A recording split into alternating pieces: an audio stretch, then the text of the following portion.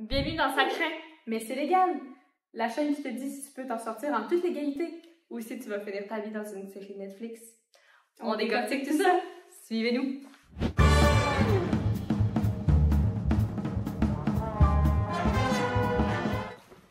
Bienvenue dans une nouvelle vidéo. Aujourd'hui, on va répondre à vos questions que vous nous avez posées dans les derniers épisodes concernant la psychologie et le droit. Plus précisément, nous allons parler des troubles mentaux et des actes criminels. Allons-y! Commençons avec la première question. Donc, la question est, depuis quand la psychologie a un impact sur un crime? Tout d'abord, lorsqu'une personne commet un crime, elle doit avoir un jugement devant le tribunal. Mais qu'est-ce que c'est un jugement? Le jugement, c'est une décision qui va être prise par le juge sur une question légale, et cette réponse sera la réponse officielle. Et donc, en 1985, un nouveau code criminel a été mis en place. Dans celui-ci, on a ajouté l'article 16. Il indique que si quelqu'un commet un crime sous l'emprise d'une maladie ou d'un trouble mental, celle-ci peut être déclarée non coupable d'un crime. Mais maintenant, vous allez me dire, mais c'est quoi le code criminel? Mais imagine un jeu de société, comme par exemple le Monopoly. Pour que le jeu se passe bien, il y a des règles. Et si tu ne les suis pas, tu seras pénalisé. Mais le code criminel, c'est exactement pareil. Il va y avoir des règles pour que la société soit juste et équilibrée. Et si tu ne les suis pas, tu seras puni. Par exemple, tu pourrais te retrouver en prison ou tes parents pourraient payer une amende pour savoir stationner au mauvais endroit. Passons à la prochaine question. C'est quoi une maladie ou un trouble mental?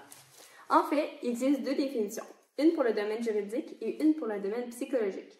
En psychologie, c'est un état de santé qui se caractérise par des changements d'humeur, de pensée ou de comportement qui apportent une détresse dans la vie de la personne.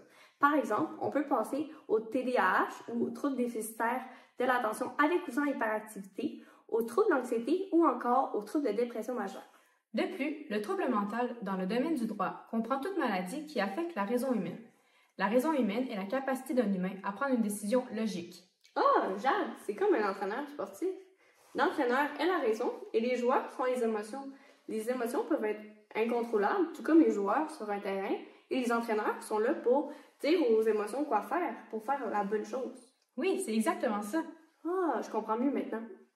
Toutefois, des états volontairement provoqués par l'alcool ou des stupéfiants, comme la cocaïne, ne sont pas des troubles mentaux. Également, les états transitoires comme la commotion cérébrale ne sont pas des troubles mentaux. Un état transitoire est un changement temporaire dans la tête d'une personne.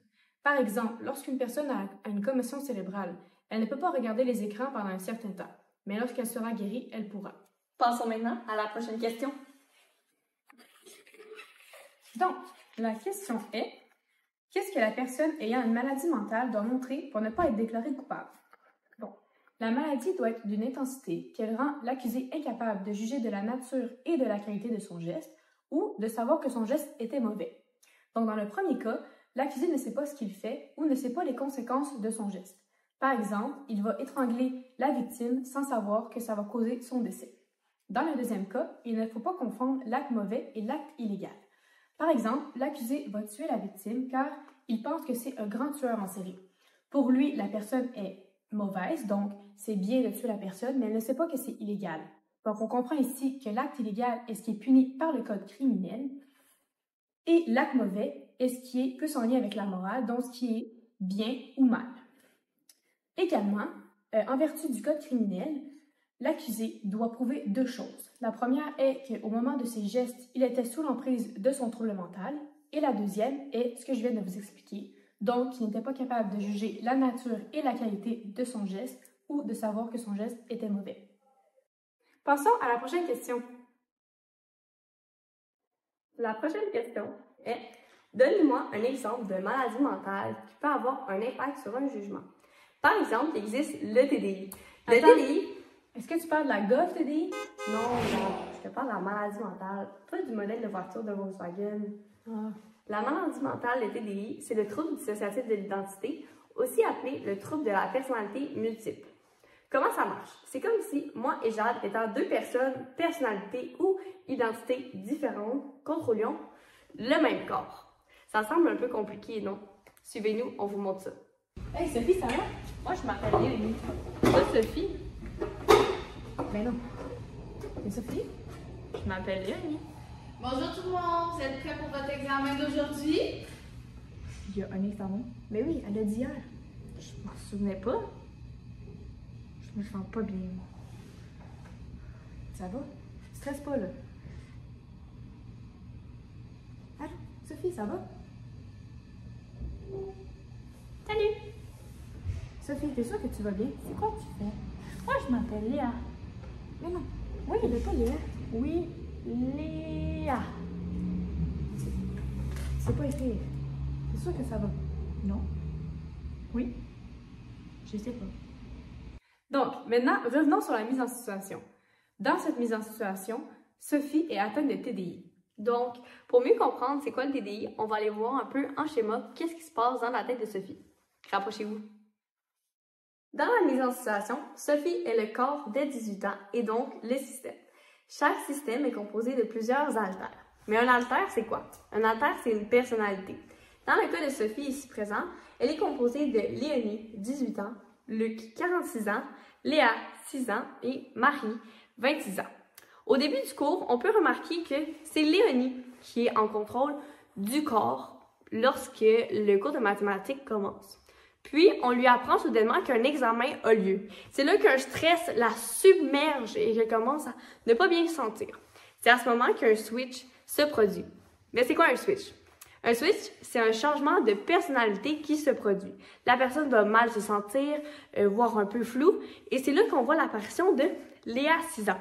Donc, on peut voir qu'il y a des différences au niveau du langage et du comportement entre les deux individus. On passe de Léonie, 18 ans, à Léa, 6 ans. C'est quand même un peu intense. Également, dans la mise en situation, Sophie a un symptôme de TDI qui s'appelle la fugue dissociative.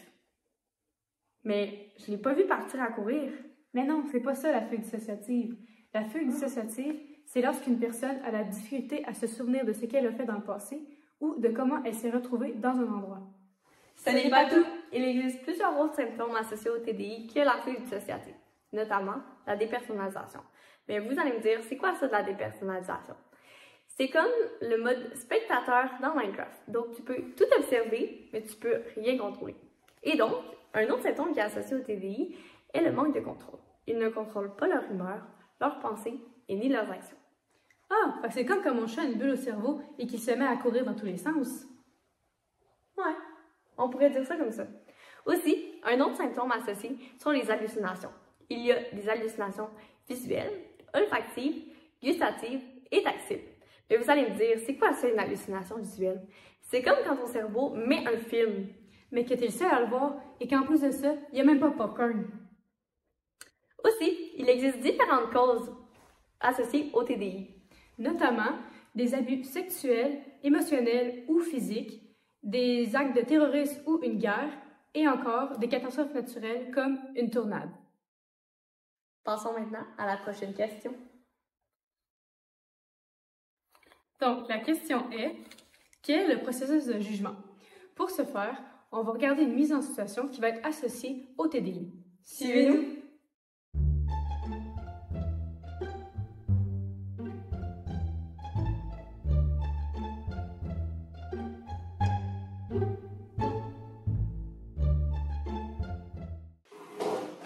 Madame la juge, Sophie ici présente ne peut être déclarée coupable de l'acte de vol, car lorsqu'elle a commis cet acte, elle était sous l'emprise d'un trouble mental nommé le TDI. Je suis vraiment désolée, Madame la juge. Je vous jure, je m'en souviens vraiment pas. Je me souviens d'arriver chez moi et d'avoir une barre de chocolat dans la main et de l'avoir mangée, mais je me souviens pas du tout de où est-ce qu'elle vient. L'accusé ne peut être tenu responsable du vol en raison de son trouble mental. Non coupable. Donc, maintenant, revenons sur la mise en situation de Sophie. En effet, on a vu que Sophie a volé une barre de chocolat dans un dépanneur et elle a été arrêtée en raison de son acte de vol. Pourquoi? Parce qu'un acte de vol, c'est illégal en vertu du code criminel. Et voilà, t'as survécu à cet épisode de Sacré mais c'est légal. Si tu veux éviter de finir dans une mauvaise série Netflix, abonne-toi, lâche un like. Et n'oublie pas de commenter sur ce qui te fait peur dans le code de la route pour qu'on puisse répondre dans la prochaine vidéo. Et souviens-toi, Si Sacré mais c'est légal, on est là pour te le dire.